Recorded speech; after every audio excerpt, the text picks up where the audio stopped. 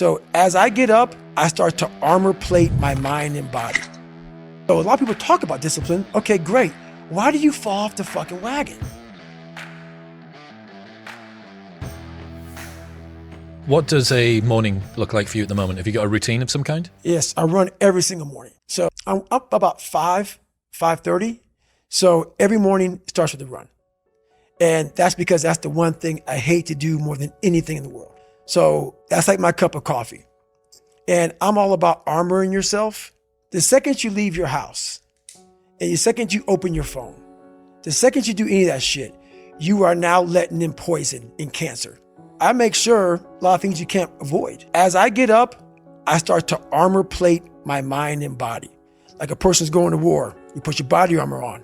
That's what I'm doing on that run. I'm waking up and I'm giving myself all this armor. So when I come out in the world, now look at that phone, I'm ready. I'm not waking up late. I'm not rushing around. I'm not disorganized because I know I'm gonna get hit in the fucking mouth. There's an art to getting hit in the fucking mouth.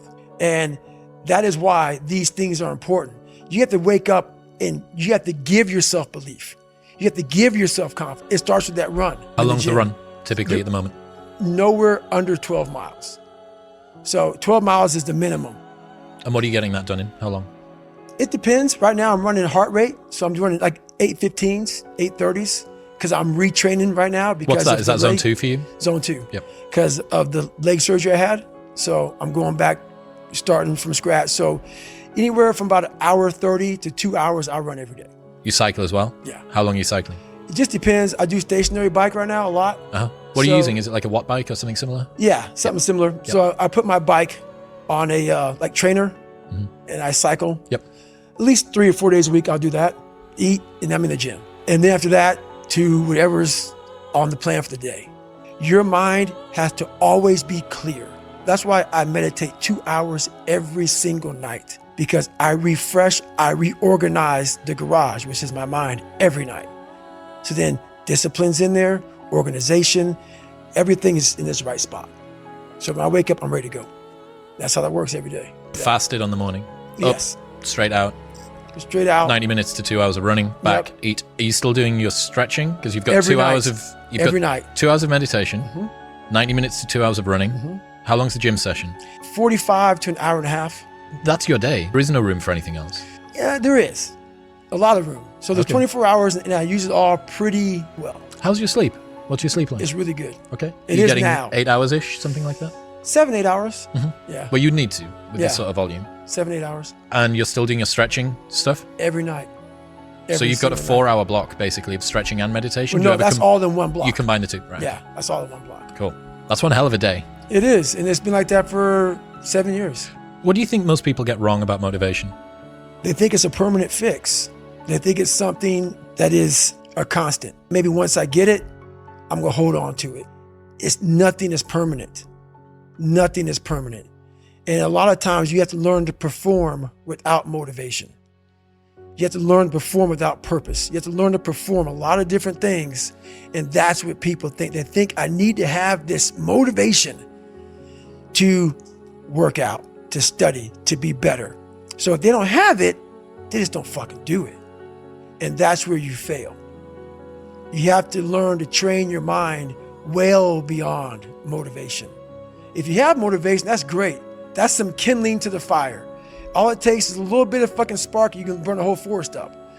But motivation, you have to learn to exist without it. You have to learn to be, you have to be your best self when you're least motivated. And that's the tricky part about all that shit. Motivation is just a word. You have to have these different things in your mind on where you want to go and know that motivation is not going to get me there. Because I'm not going to always be motivated. Jocko said the exact same thing. He said that discipline eats motivation for breakfast. And discipline is good too. But without a clear headspace, there's no discipline. What do you mean?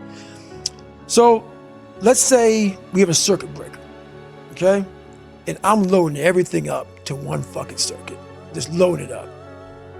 It's gonna fucking blow. And once that thing blows, man, the circuit's all fucked up.